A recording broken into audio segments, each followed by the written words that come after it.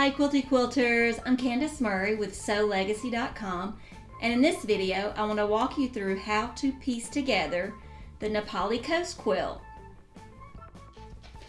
The first thing I want to show you here is how to read this pattern, okay? I've got this section labeled the light mountain and this section labeled the dark mountain, and you can see these differences in your color key. Okay, if you notice here it says dark and light. This means we're going to ombre from the dark part of the fabric to the light part of the fabric. So I'm going to show you how to fold your paper to get the correct orientation. So here's the front, and I've got the dark sections already in. So we fold over. The right side of the fabric we're going to add is facing up. And I've already creased this line and folded over. And now this curved section is going to be the light part. So when I crease and fold this fabric over, this is my piecing template. So wherever I lay this line is exactly where I need to sew. So if you'll remember, this curved line is the lighter part of my fabric. So I am going to line it up just like this. And now I'm going to pick up all of this fabric, put it under my machine, and sew along this black sew line, stopping right here where it says stop sewing here. That is very important, and it's going to save you a lot of piecing time in the end. Okay, back to the table. I've got my piece sewn.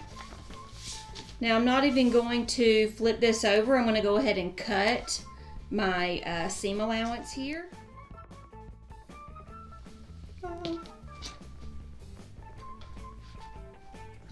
That is trash.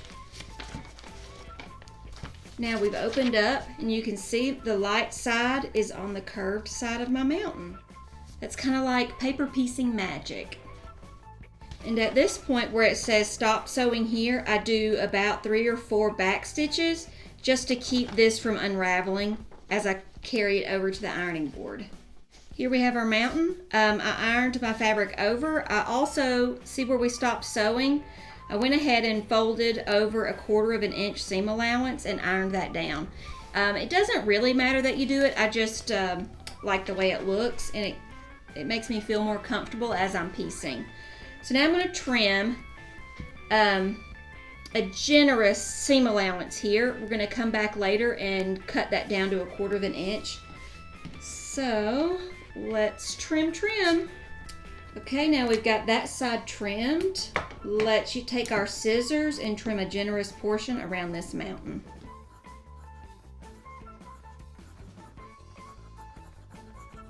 I like to take a few pieces of double-sided tape just to stick down this fabric while I'm working with the rest of the quilt. And there we have it. I hope that helps you with your paper piecing and lining up your ombre fabrics. Now for the fun part, I'm going to walk you through how to piece the whole quilt together in the end. So here's our big quilt. Okay, now I'm at my last piece that I need to sew. Now the way we're going to sew this is I'm going to teach you how to applique this down, and then we're going to finish sewing our mountain piece, our straight piece. That way we don't have any like crazy Y seams. So it's very important in the pattern where it says to stop piecing that you stop sewing there and do a little back stitching just to keep that seam from pulling apart as you're working on your quilt. And the stop stitches are at the top of the mountains and the bottom of the sun. So here we have it. Now how in the world are we going to piece this mountain together? I mean, look at that curve. Okay, so I've got some tricks. I started on section F and worked my way back to section A. So now I'm at section A because I finished. This part, it doesn't really matter which way you work, just be consistent, okay? So if you start with F and work backwards, do the same for the mountains and the sun.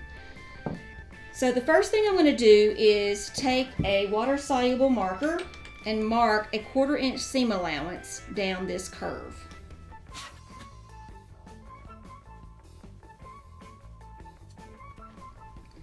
Okay, and now we're back, and you can see I've used the ruler to cut a 1/4 inch seam allowance down this mountain. For our top part, we are not going to cut that down just yet. We're going to glue base to this curve, and it's going to make piecing this just so easy. So now we need to cut ourselves some darts. For the outside part of the mountain, we need to cut like triangle darts. For the inside portion of this curve, we just need to cut little seams. So for this part, cut about 1/8 inch in. Don't cut all the way to your paper. And for this mountain here, we need to cut the little triangles out. I've got all of our darts cut. I cut several for this part of the mountain, and then 2 right here, because even though it's not a sharp curve, it does help. So now we take this over to the iron, and we're gonna iron over our seam allowance.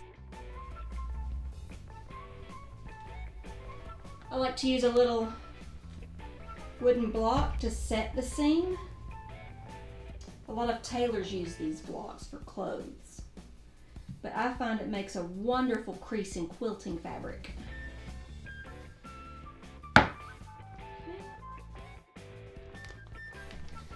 Now we have our 1/4 inch seam allowance folded over. Now we are going to glue baste our mountain, our light mountain part to that. I use just a few drops, 1 inch. Oh, can you see that tip? Just about that much glue. Just so light. And at the end, you can spray your quilt top with water. This glue will dissolve. This is standard class glue or Elmer's glue. And I picked up a fine tip nose applicator. I like to make sure I get a good part of glue on this bottom part, the very end. Put our cap back on.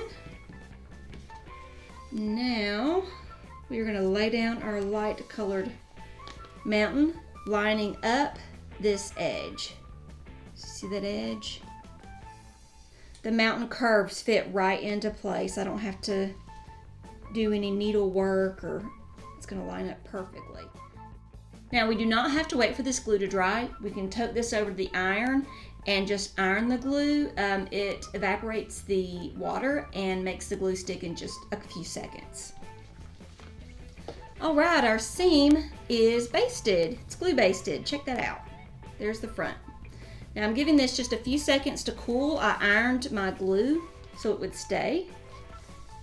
Okay, I think we're good. Now the magic part. Before we sew this seam, we have to remove these pieces of paper, which always makes me a little nervous. I don't know why. It's just like once it's taken off, you can't put it back. So that just makes me nervous. But you gotta do it. And I double tape my fabric down just to keep it in place. Okay. I need to cut a few darts on the curve that goes this direction, not on this direction. That might be hard to see. So this is an outside curve and an inside curve. But when you flip it over this way, it's an inside curve. So we just cut a few little darts, not all the way down to the seam, because then you'll see it in your finished quilt, but about 1/8 inch from the crease that we created with the iron. Okay. Now when I take this to the sewing machine, I can open this up. See that? And I'll be able to sew right along this iron crease. Awesome. Now let's sew this together. Take your time on this part and go slow, stitching a little fast for my liking. And just make sure that your fabric isn't bunched up under your needle, because then you'll sew over a different part of your mountain and have to rip that out. I'm using my 1/4 inch sewing foot for this, but you could also use a zipper foot. I find that helps a lot in getting these curves. there's the seam that we just sewed. And it's laying pretty flat. I'm going to take it over the iron and press it. And perfect! Look at that. Isn't that beautiful? Okay, remember how we left excess seam allowance on this light part? Now we're going to go back and cut that out. Yay! Now we have our mountain all trimmed up and ready for the final part of our stitching. At this point, we're going to stitch together the rest of this mountain on the 1/4 inch seam allowance, and then our mountain range will be complete. And we are finished. This is the mountain we just completed, so we appliqued this part and then finished our mountain range. I hope this tutorial helps you put together the Na Pali Coast quilt and maybe even inspires you to create something new of your very own. Thank you for watching, and as always, happy sewing!